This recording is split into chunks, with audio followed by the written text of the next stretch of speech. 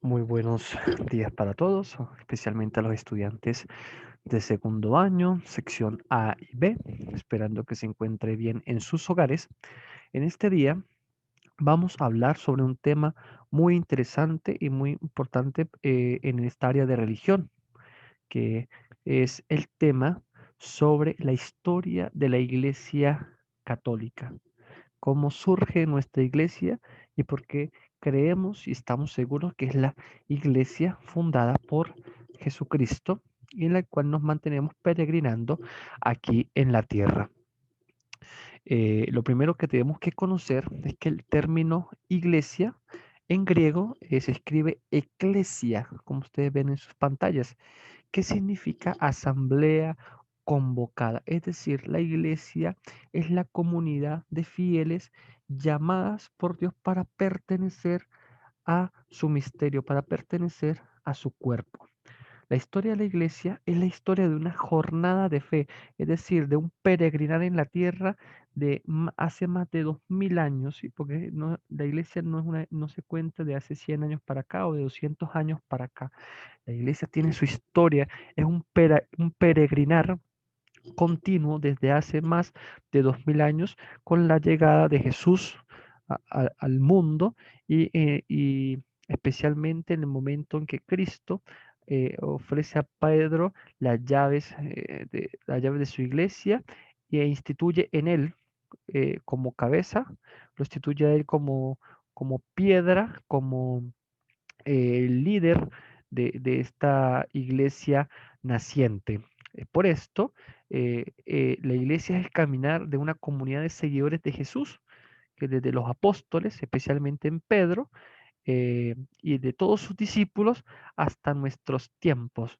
Es por ello que después de que Jesús funda esta iglesia en Pedro y sus apóstoles, estos se encargan de difundir el mensaje de salvación a través de las demás ciudades, fundando eh, de algún modo otras comunidades que también quisieran pertenecer a este llamado de Jesús, pertenecer a la salvación a la que Jesús les invitaba. Tenemos que saber que la Iglesia Católica o la Iglesia es 100% humana y 100% divina. Su fundador es santo y por ende la iglesia es santa, pero también tiene una parte o unas limitaciones porque sus miembros son humanos, pueden tener dificultades, pueden tener errores, pueden tener problemas, pero siempre se encuentra la acción del Espíritu Santo, que es la tercera persona de la Santísima Trinidad y es la encargada de llenar y animar a la iglesia, ¿sí? De custodiar a la iglesia. Es el Espíritu Santo el que convierte a la iglesia en un medio que transmite la salvación de Dios para los hombres. Es decir, dentro de la iglesia que podemos conseguir la salvación por la que Jesús murió en la cruz. Ahora bien, como iglesia, tenemos que estar conscientes de que tanto la estructura como la organización, como la forma de administrarla, no deben en- entorpecer o no deben enturbiar el contenido que trata de transmitir. O sea, la iglesia es mucho más que una estructura, es mucho más que el Vaticano, es mucho más que los obispos, aunque es muy importante porque los obispos son los sucesores de los apóstoles, pero más que esto, más que esta administración, la iglesia es salvación porque así lo quiso Jesús. Por ello, decía San Pablo en la segunda de Corintios, que este tesoro que llevamos en vasijas de barro es para que vea que la fuerza es una fuerza tan extraordinaria que es la fuerza que viene de Dios y que no viene de los hombres, que no viene de nosotros, decía San Pablo en su carta. Ahora bien, como algunos sinónimos de la iglesia, podemos decir que la iglesia es maestra porque la iglesia enseña eh, el mandato de Jesús y lo que Jesús vino al mundo, que fue a traer la salvación. La iglesia es servidora como Jesús y sigue el servicio que Jesús daba a su pueblo. Jesús curaba, Jesús daba, enseñaba a los pobres, amaba a los pobres. Así la iglesia también lo hace. La iglesia es proclamadora. ¿Por qué? Porque proclama la buena noticia, proclama la salvación. Igualmente, la iglesia es comunidad, común, unión. Esto quiere decir una comunidad, una común unión, la unión de todos los seguidores de Jesús. Y finalmente, la iglesia es sacramento y culto, porque es dentro de la iglesia donde cada domingo o todos los días se renueva esa alianza de Jesús en la cruz con su pueblo a través de la Eucaristía. Ahora bien, vamos a hablar de las 4 características fundamentales de la Iglesia Católica. La Iglesia Católica es una, como lo dice el credo, o el credo señala que la Iglesia Católica es una, santa, católica y apostólica, y así lo profesamos en el credo. Pero, ¿qué quiere decir que la Iglesia es una? Es porque la Iglesia tiene un solo Señor, que es Jesucristo, y es una sola fe la que profesa, porque igualmente nace de un solo bautismo, que fue el bautismo predicado por Jesús, y forma un solo cuerpo, cuya cabeza es Cristo, y este cuerpo es vivificado, es su alma, o el alma de este cuerpo es el Espíritu Santo. Por ello decimos que la iglesia es una, pero también afirmamos que la iglesia es santa, porque Dios Santísimo es su autor, es su fundador, por eso la iglesia es santa, y Cristo es su esposo, que se entregó para nosotros para santificarla, y es el Espíritu Santo quien vivifica la iglesia, aunque ésta esté formada por pecadores, como lo explicaba anteriormente. La iglesia es santa porque su fundador es santo, no porque existan personas dentro de la iglesia que han fallado o que han tenido dificultades o han caído en el pecado. Significa que la iglesia ya no es santa. Esto no es así, porque la iglesia es santa gracias a su fundador y gracias al Espíritu que la vivifica cada día, sino que como también he explicado anteriormente, la iglesia es 100% divina y 100% humana, y alguno de sus miembros pues puede caer. Igualmente, la iglesia es católica. Es católica, que quiere decir universal. Universal porque anuncia la totalidad de la fe y lleva en sí y administra la plenitud de los medios de la salvación. La iglesia es enviada a todos los pueblos porque se dirige a todos los hombres y abarca todos los tiempos. Es decir, la iglesia abarca y quiere llevar el mensaje de salvación al mayor o al rincón más escondido de la tierra, porque era esto lo que buscaba y lo que quería Jesús, su fundador. E igualmente, por último, la iglesia es apostólica, es decir, porque está edificada sobre el cimiento de los apóstoles. Dice aquí la cita bíblica, los 12 apóstoles de Cristo. ¿Por qué? Porque es indestructible. Jesús prometió que estará con nosotros todos los días hasta el fin del mundo. Y se mantiene infaliblemente en la verdad. Cristo es quien gobierna en la iglesia, pero por medio de Pedro y los demás apóstoles, presente en sus sucesores. ¿Quiénes son los sucesores de los apóstoles? El Papa y el Colegio Episcopal, que son todos los obispos. Todos los obispos son sucesores de los apóstoles. Por este sentido, por ello la iglesia apostólica, porque desde su nacimiento, ¿sí? En la cabeza de Pedro, en el cual Jesús confió las llaves de la iglesia, y con todos sus apóstoles son ellos estos cimientos, estas columnas por las cuales la iglesia va a llevar su mensaje de salvación desde sus inicios. Ahora bien, ¿por qué nosotros decimos que Jesús fundó una iglesia? Y ciertamente fue así. Jesús escogió a un grupo de apóstoles que eran 12, los cuales iban a ser sus acompañantes, o en el momento en que Jesús iba a predicar el mensaje de su Padre, a predicar ese mensaje de salvación. Pero uno de ellos, Simón, a quien Jesús cambia el nombre a Pedro. ¿Por qué le coloca a Pedro? Porque iba a ser él la base de la iglesia, iba a ser esa piedra en la que los constructores iban a estar, los cimientos iban a estar allí, los cimientos de la iglesia iban a estar en esa piedra que Jesús llamó. Por ello Jesús llama a Simón Pedro.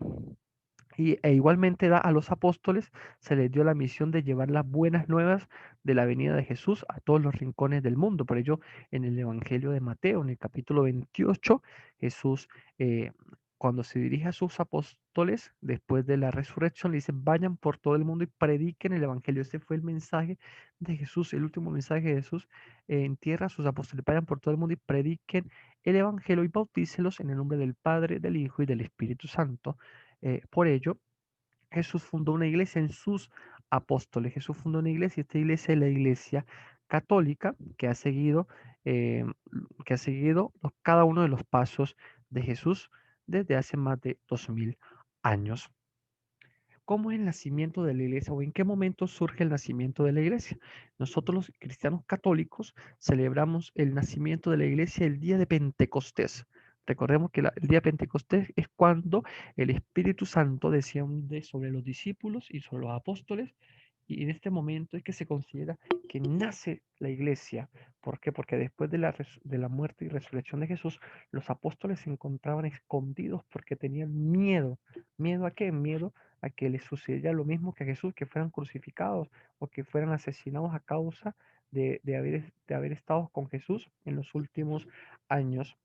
Y es Jesús quien envía su espíritu para darles fortaleza, para llenarlos con sus dones, para darles esa fuerza para salir a anunciar el mensaje y la buena nueva de que Jesús, el Señor, ha resucitado y que esta es la gran noticia. Entonces, después de que Jesús asciende al cielo, los discípulos fueron a un salón y rezaron. El gran poder de Dios se convirtió en una realidad cuando ellos se llenaron del valor y la fuerza del Espíritu Santo. Así pues, dice la Sagrada Escritura que ese gran día, un gran número de judíos se convirtió a Cristo al ver las proezas que el Espíritu Santo había realizado en ellos. Ahora bien, durante los primeros años de la iglesia, los conversos al cristianismo no se sentían separados no se sentían separados o de otros judíos.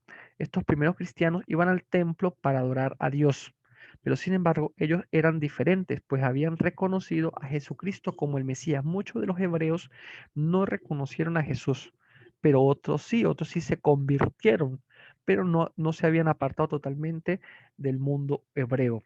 Y aunque así iban al templo, también se reunían en privado en sus casas para partir el pan, que es lo que sería nuestra actual Eucaristía, que es lo que Jesús les había enseñado a sus apóstoles en la última cena, que era el sacrificio que Jesús les había dejado. Así pues, uno de los ejemplos más claros de cómo fue los primeros inicios y del cristianismo y de los fuertes, de los problemas por los que tuvieron que pasar muchos cristianos, lo encontramos en San Esteban. San Esteban fue un hombre lleno de fe y del Espíritu Santo que proclamó que debemos adorar a Dios en espíritu y en verdad.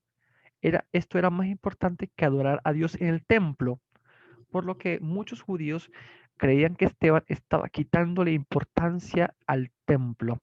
Por ello, como lo narran los Hechos de los Apóstoles, Esteban fue apedreado y comenzó una persecución en contra de los cristianos en Jerusalén. San Esteban es el primer mártir de la iglesia que murió por anunciar a Jesús o anunciar la buena nueva del Evangelio.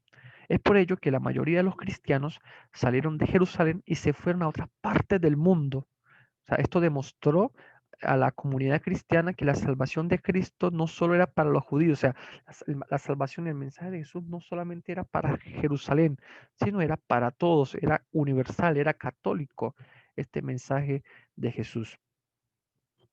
En este momento, los inicios de la iglesia, por parte también del Imperio Romano, la iglesia empezó a ser perseguida y muchas personas murieron a causa del martirio. Por ejemplo, San Pedro murió en Roma en el año 64 a causa de proclamar a Jesús. San Pedro muere de manera crucificado en la ciudad de Roma a causa del Imperio Romano, así como otros apóstoles, San Andrés, su hermano, y muchos otros, Santiago, entre otros, fueron o murieron mártires. Mártires quiere decir aquellos que han muerto a causa o murieron sufriendo a causa del Evangelio.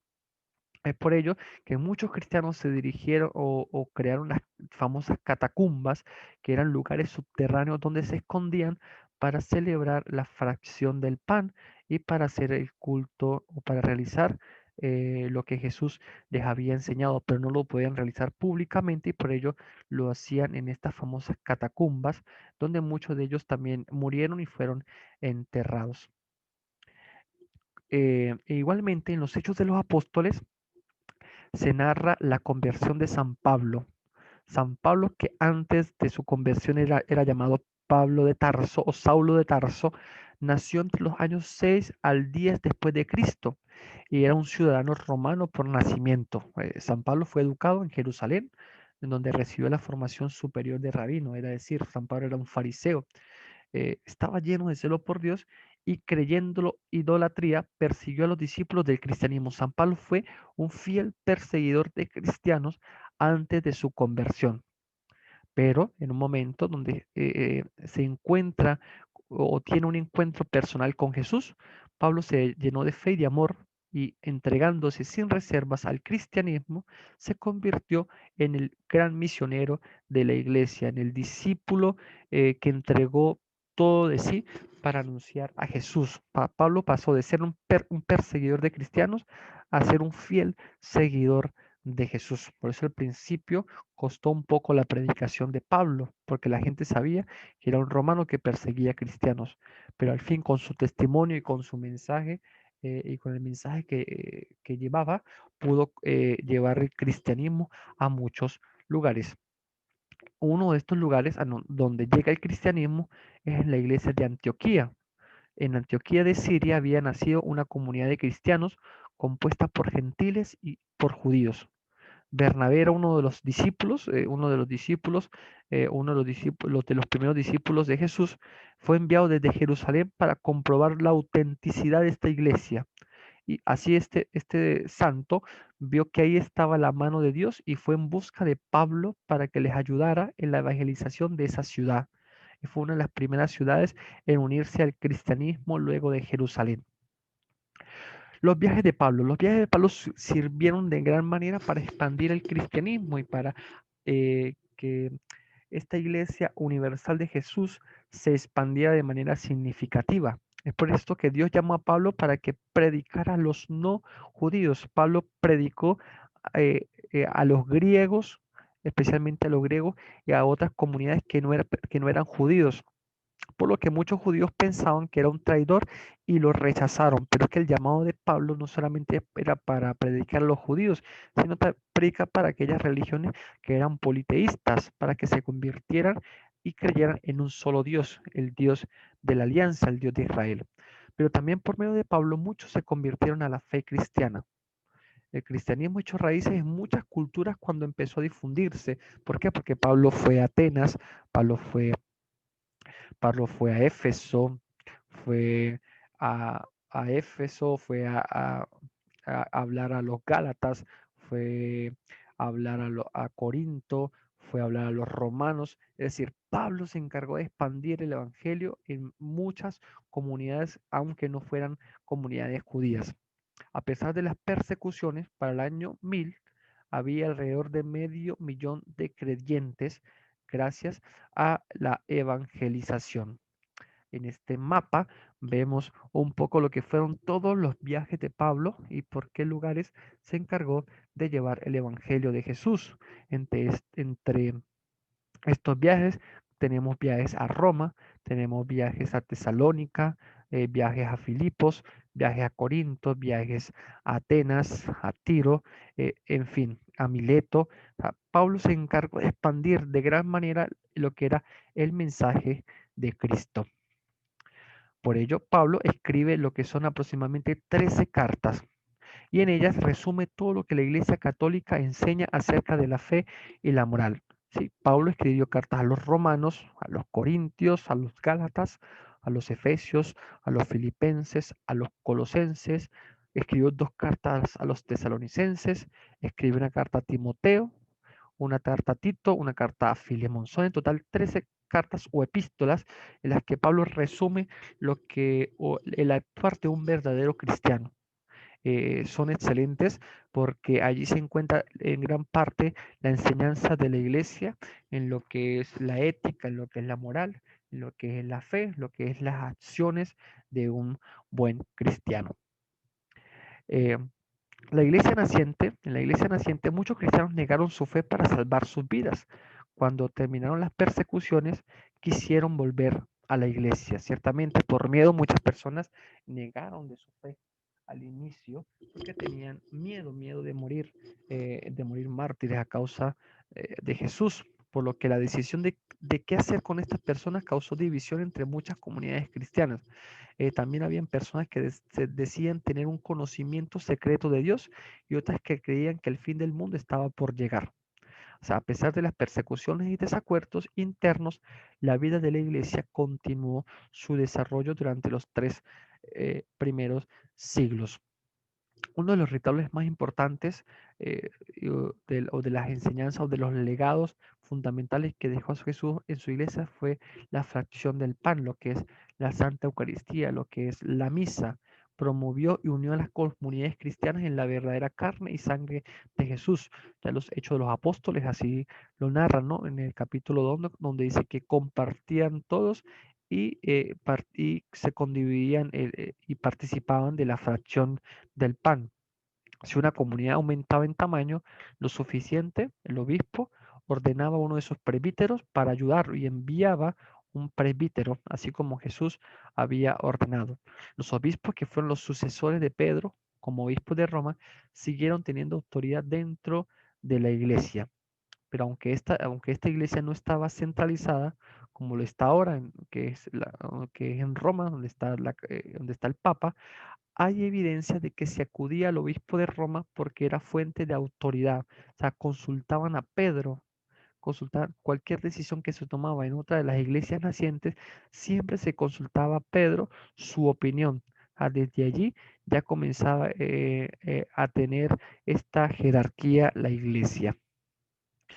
Allí vemos que las persecuciones de los cristianos continuaron hasta que Constantino, que era el emperador romano, derrotó a un rival. Constantino es el emperador que se convierte al cristianismo y logra derrotar a un rival y decreta, ¿sí?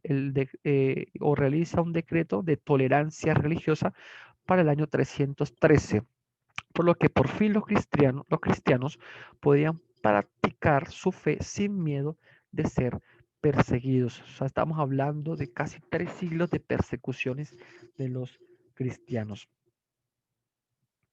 Así pues, esta es la primera parte de la historia de la iglesia. Ya hablaremos en una segunda videoclase sobre la iglesia en la antigüedad, en la Edad Media, en la Edad Moderna y en la Edad Contemporánea.